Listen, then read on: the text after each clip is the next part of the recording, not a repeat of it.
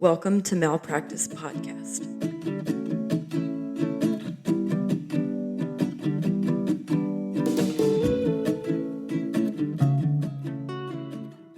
So, do you want to get started? Yeah. I've always wanted to say that. You just say it all you want. Making my podcast dreams come true. We're switching things up. Yeah, you never know. We're keeping it fresh. You know how we do. Yeah. We try. So how are you? Just very concerned for the state of democracy. Yeah. How are you? About the same. Yeah. I mean, I don't know. Okay. I'm very anxious about this episode because I have a feeling it's not going to be a good time. It's not a good time. Fully not a good time. We're going to do an episode eventually of like good and happy things. Yeah, we have that plan. We do have happy things in the making, but this episode ain't the episode. It ain't the one. This ain't the podcast for you. This ain't your mother's podcast. It's not. It is my mother's podcast. She listens. Tina just follows us on Facebook. That's a step in the right direction. She did say, how does one listen to a podcast? So Okay. I feel like she might. She's making an effort. Okay. Tell us a story. So I'm going to tell you a story today and tell you the history behind the opioid epidemic. Wow. Yeah. It's as bad as you think it is, probably. Yeah. Mm-hmm. So I think it's pretty bad. Yeah. So in 2015, for the first time in over 100 years, life expectancy in America actually began to decline.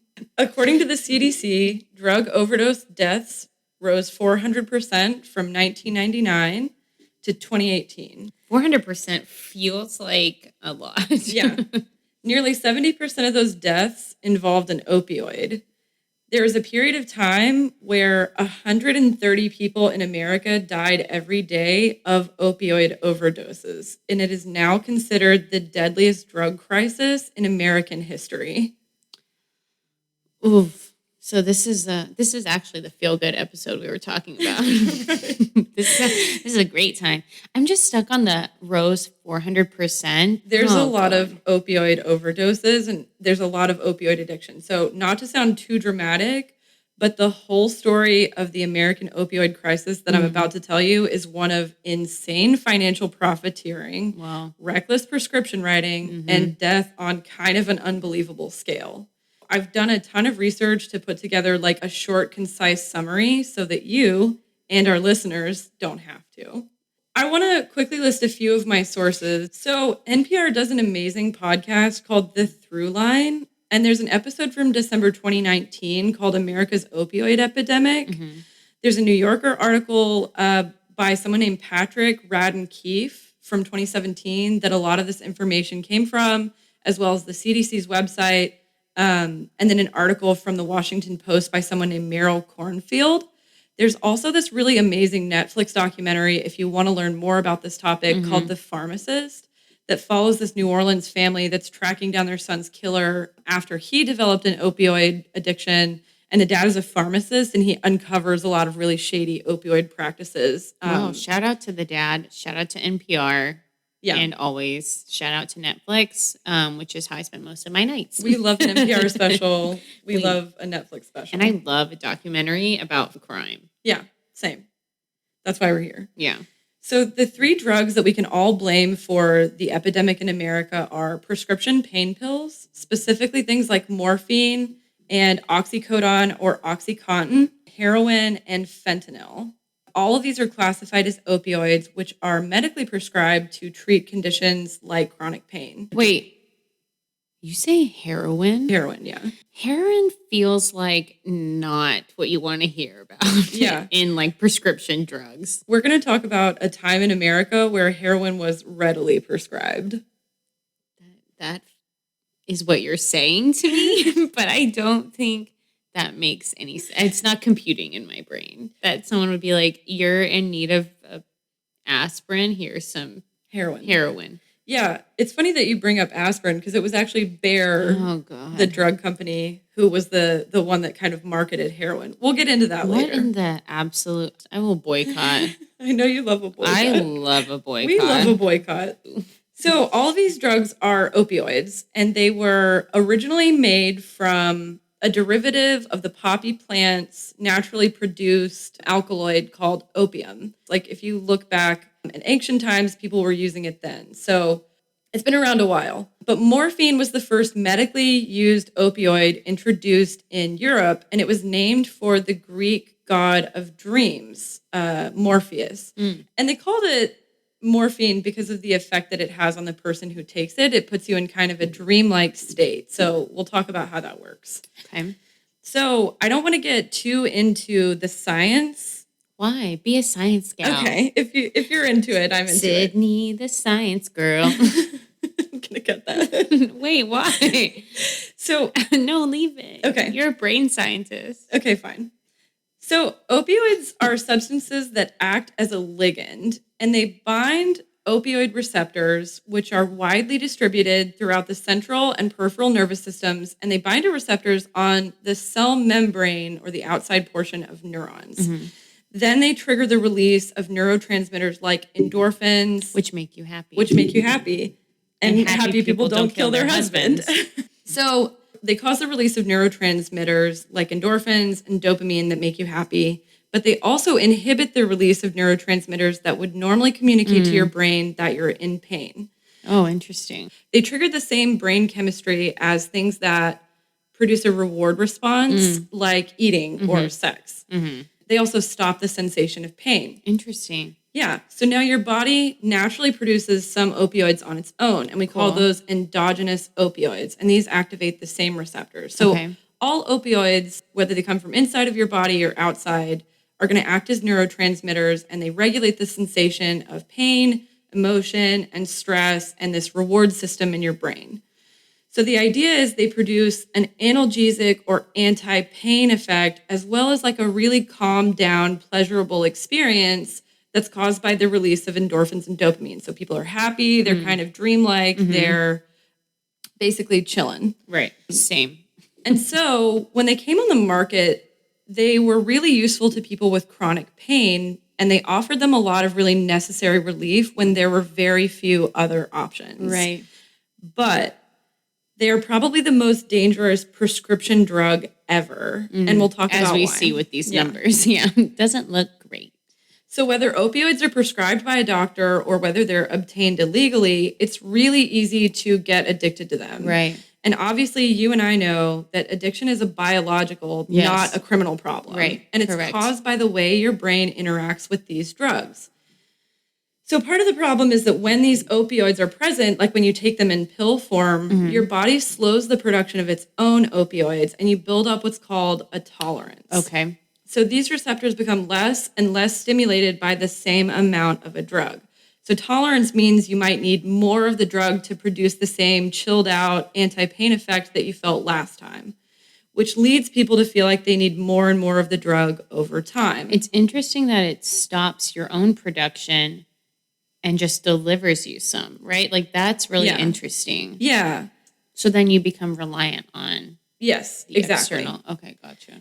I guess that's a good transition because these I'm the queen of... You're the queen of an unplanned transition. That's me. Give me that, Sash. So these types of drugs also make it really easy for your body to build up what's called dependence. Your brain becomes kind of wired to associate those good feelings with taking an opioid through what's called conditioned association. So you kind of start to feel like you need an opioid to produce that same anti-pain effect, even when you're not in pain.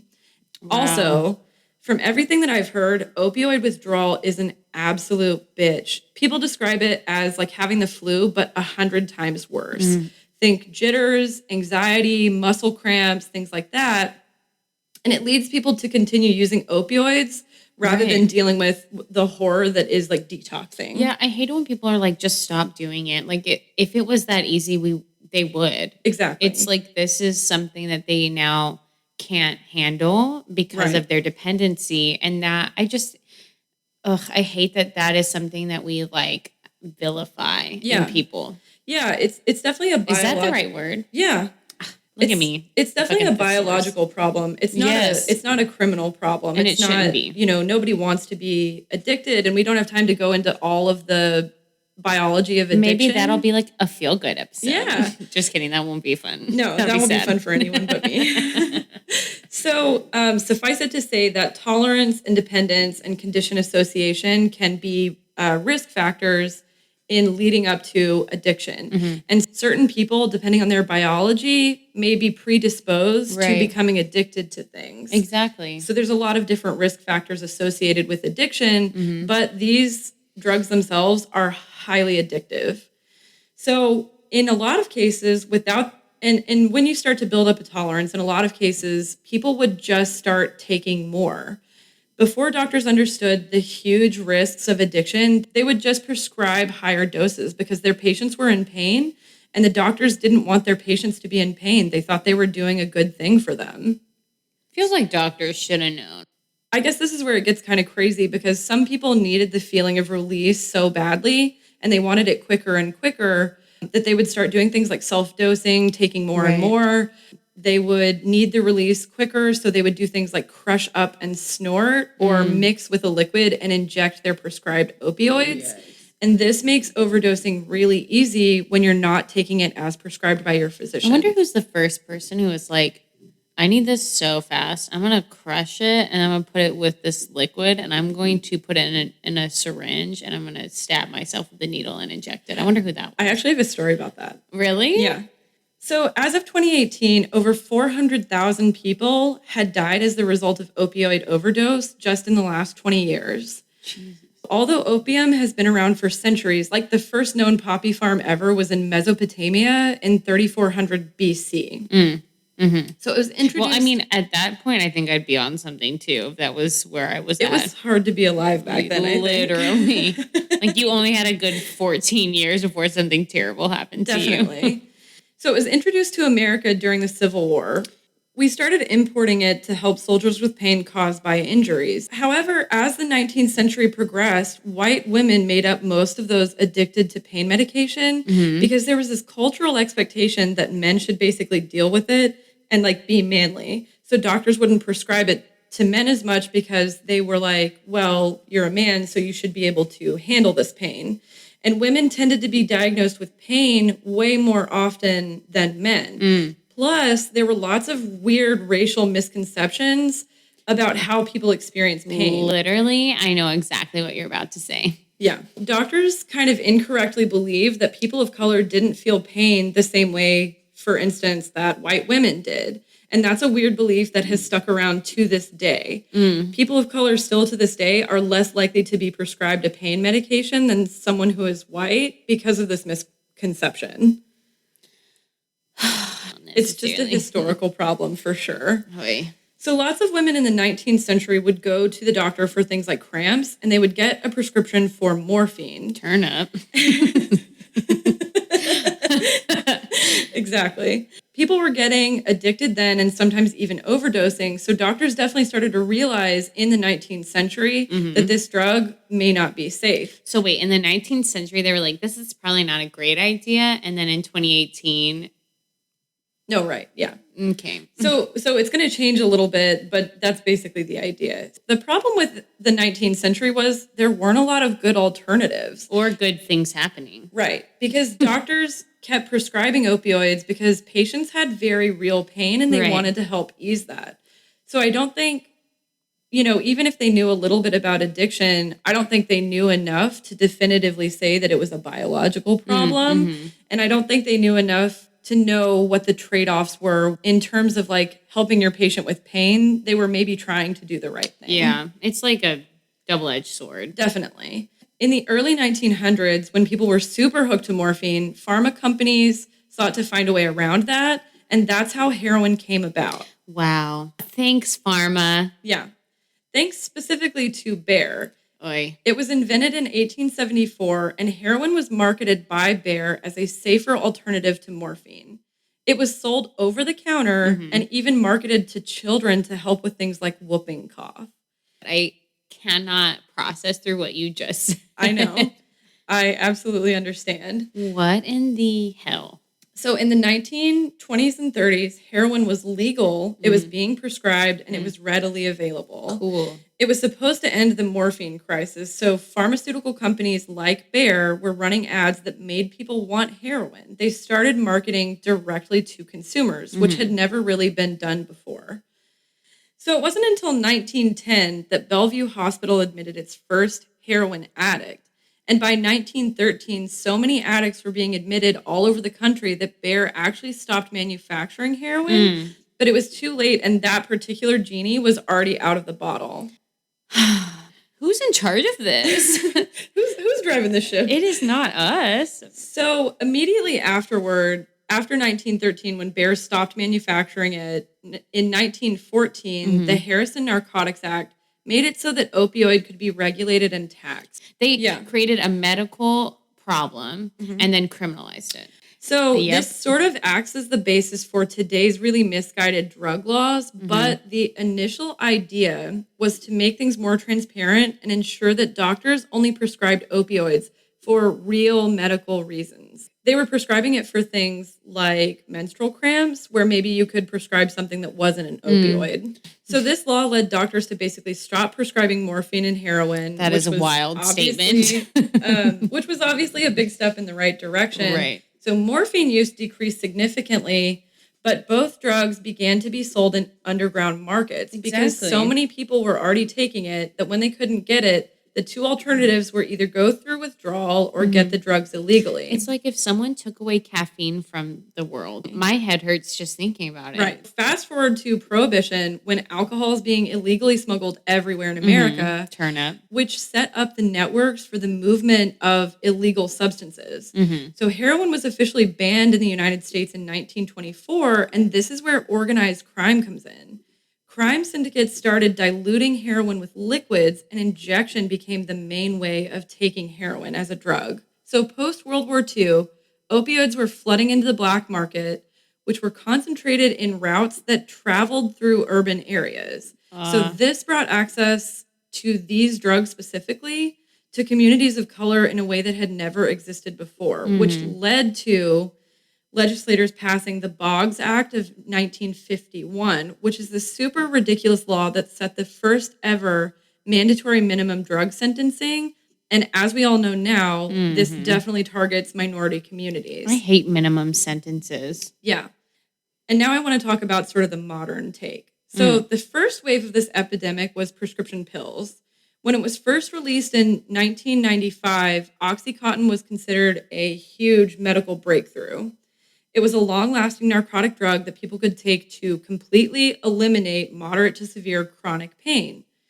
People everywhere were stoked, and this drug would end up generating over $35 billion in revenue for the makers, Purdue Pharma. I wonder if Purdue Pharma is like a good company. So Oxycontin is made up solely of oxycodone, which is a drug similar to heroin, except that it is twice as powerful as morphine. It doesn't hurt that Purdue Pharma also, at the same time, launched an insane marketing campaign in an effort to kind of assure doctors who were wary of prescribing narcotics that it was safe and healthy. They even paid doctors to jump on the bandwagon and like talk it up to their colleagues. So they were paying doctors to be like influencers before it was cool. They called it the drug to start with and stay with. And that is terrifying. Right. I think the idea was that you could start with this drug, you could stay on it for long periods of time, and they were telling people that you wouldn't get addicted, it wouldn't cause you any negative side effects and things like that. So this is where the second wave comes in the form of heroin. God bless it. No one wants a wave of heroin. Right. From 2011 to 2014, heroin killed nearly 30,000 people because it was a cheaper alternative to pain pills. And for a lot of people, it was easier to get than prescription pain pills. So for instance, if someone was injured in a work accident and they were prescribed opioids, they might become addicted. And by that point, they could have lost their job and no longer be able to afford their medications or insurance. So the less expensive alternatives like heroin and fentanyl also exploded in popularity at the same time. The American Society of Medical Addiction says that 4 out of every 5 people who try heroin used prescription painkillers first. Damn, that's wild. So since 2013, the third wave of this epidemic has taken over, and this one is in the form of a synthetic opioid called fentanyl. Fentanyl has 50 times the strength of heroin, and it is very cheap to make. In the last 7 years, over 100,000 people have died from fentanyl overdoses because it's really easy to overdose on. and it's not regulated, so the doses aren't always consistent. In 2017, nearly 200 million opioid prescriptions were filled in America. Huge portions of the country have been affected, but it's really hitting Appalachia hard. In 2018, one tiny town called Williamson, West Virginia, with a population of about 3,200 people, saw over 21 million prescription painkillers. That's more than 6,500 pills per person in 1 year. Explain that to me. So basically, the opioid crisis hit West Virginia hard. More people have overdosed on opioids in this state than in any other country in the entire world. The Drug Enforcement Agency and the House Energy and Commerce Committee started to look into why this small town had so many drugs. I mean, I'm also looking into it right now. And now they're looking to hold drug distributors responsible. So what they do know is that technically all of the drugs were filled with legal prescriptions that were written by a licensed physician. Shouldn't the people looking into this stuff be better at their jobs? Yeah. The really unique thing about this epidemic is that it's actually affecting rural communities, urban areas, nearly all races, all genders, socioeconomic groups. But what you can probably guess is that it's affecting different communities differently. Right. When there was a big rise in white prescription drug users or heroin users, it led lawmakers to push for reduced sentencing for nonviolent illicit drug offenses, as well as expansion to access for addiction treatment. At the same time, people of color or Black and Latino communities, there were lots of drug-addicted individuals who were incarcerated rather than treated for their addiction. So that's why I wanted to talk about when it became a criminal thing that the government was handling rather than a medical thing that doctors were handling. Well, it's systemic racism, period, end of story. Right, absolutely. So racial attitudes and these weird socioeconomic trends helped the opioid crisis kind of gain a foothold in the U.S. Purdue Pharma focused their initial marketing of OxyContin to suburban and white communities. And that strategy basically painted the average drug addict as being a person of color who lived in an urban area. And because they did that, they got to kind of shield white people from thinking that they had the potential of getting addicted. And that's why rural white communities were hit really hard as well. That makes so much disgusting sense. Yeah. And I'm terrified. Purdue Pharma targeted doctors who were serving patients that felt like they weren't at a risk for addiction. So let's talk about the family that's kind of behind all of this. And that is the Sackler family. And Arthur Sackler and his siblings were the children of Jewish immigrants who grew up in Brooklyn during the Great Depression. Arthur became super interested in the biology of psychiatric disorders, which sounds like a really noble pursuit, right? Basically, the Sackler family was a big part of creating targeted drug ads for medical companies like the ones who sold Valium. The Sackler family got hella rich because Valium became the first drug ever to sell over $100 million in sales. Alan Francis. Oh my God. Alan Francis. I didn't even think about that. That's your parents' names on one person. My dad's name is Alan. My mom's name is Francis. And so shout out to Alan Francis. Is Alan Francis a good person? Of course. Yeah, of course. Yeah. Alan Francis is the former chair of psychiatry at Duke University School of Medicine. And he said that most of the questionable practices that propelled the pharmaceutical industry into the scourge that it is today can be attributed to Arthur and the Sackler family. Basically, by marketing drugs, the Sackler family became one of America's 10 wealthiest families. Still now? Right. In 1952, the Sackler family purchased Purdue Pharma, and later they started selling OxyContin, which again, OxyContin is 2 times stronger than morphine. In 2007, the company pled guilty in federal court to criminal charges that they misled regulators, doctors, and patients about the drug's risk of addiction and the potential to be abused. So the company pled guilty. Who's in jail? So they agreed to pay $600 million in fines and other payments, which at the time in 2007 was one of the largest ever amounts paid by a drug company in such a case. Also, 3 executives of Purdue Pharma, including its president and top lawyer, pled guilty of this like misbranding criminal violation, and they agreed to pay a total of $34 million in fines. The fact that you have $34 million to pay in fines is just shocking to me. If someone came for me like that, I'd be like, that's a joke. Of course, they paid their money, so they're not in jail. Right. But people who are addicted to the drugs that they pushed are in jail. All went to jail, yeah. Cool. Love that for us. So Purdue Pharma basically said in their initial statement that OxyContin had this like time-released formula that they had worked really hard on, and that it would pose a lower risk of abuse and addiction to patients than shorter-acting painkillers that had been marketed for a while, like Vicodin or Percocet. So medical experts today, though, say that Purdue is almost entirely to blame for the current epidemic because of OxyContin, largely. Wow. That explains why just 1 week ago, from today, they reached an $8.3 billion settlement with the U.S. Justice Department for their part in fueling the opioid epidemic, especially because of their aggressive marketing techniques. Why are they still settling? Why aren't they out of business? Transition queen. Love that. I'm keeping that in. Good. I'm not editing it out. That's me. So under this settlement, the company is going to have to restructure. They'll now operate as a public trust under government control. Well, that does not make me pleased. Right. So critics of this deal kind of think that it's just the government getting involved in like a really weird, risky drug producing deal, while those responsible aren't really held accountable because as a part of this deal, they get to say that they weren't actually liable. Correct. The last thing I want to talk about is the doctors who are prescribing these medications. Okay. So Purdue and other companies promoted their opioid products heavily to doctors. They lobbied lawmakers, they funded professional and patient organizations, and they sent representatives to visit individual doctors.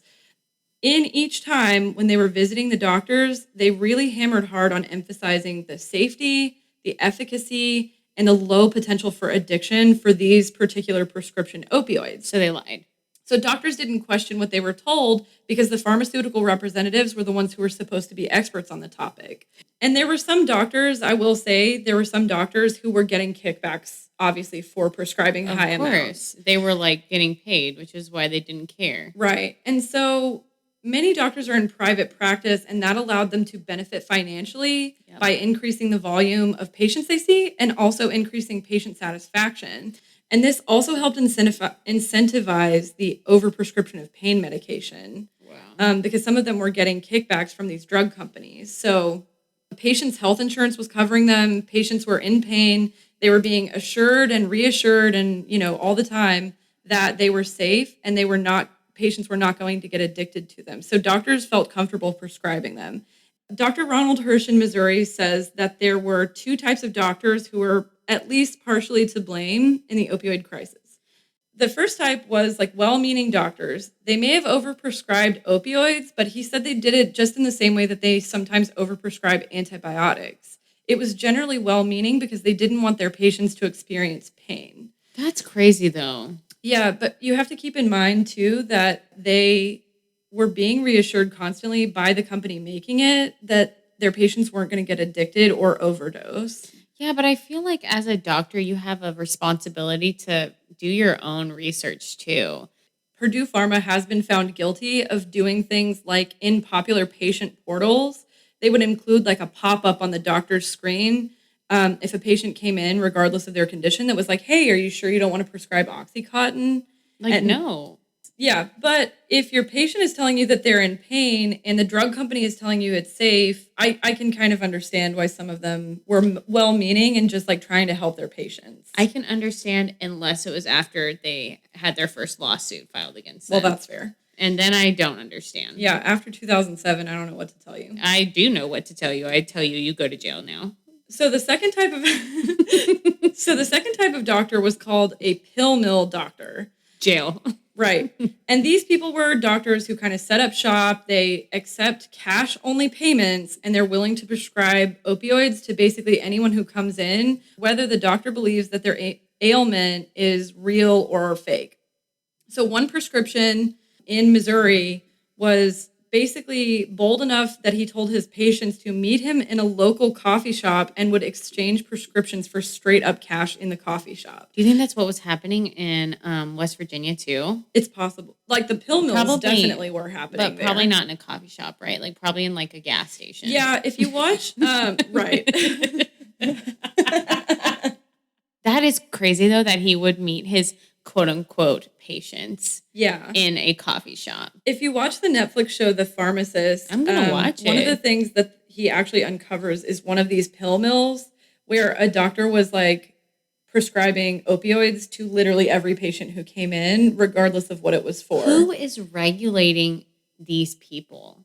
No one was at the time. Well, now these things are obviously being like more and more regulated, especially now that everybody seems to know it's a problem. Like you hear about the opioid crisis all the time. Right. So several dozen doctors across the U.S. have been accused and found guilty of running pill mills. Good. And that just involved anything where they were illegally prescribing or overprescribing opioids to basically pad their own pockets. Good. These people are basically drug dealers in white coats, right? Mm-hmm. So one operation in Houston was found guilty of moving over 23 million oxycodone pills in about a year. So do these doctors go to jail? Yes. Do they go to jail for the same amount of time that like when you sell like cocaine in large quantities? Well, that is not okay. I'm going to guess, I don't know for sure, but I'm going to guess just based on a hunch that they consider it like white collar crime. That is because they're wearing a white coat. Yeah.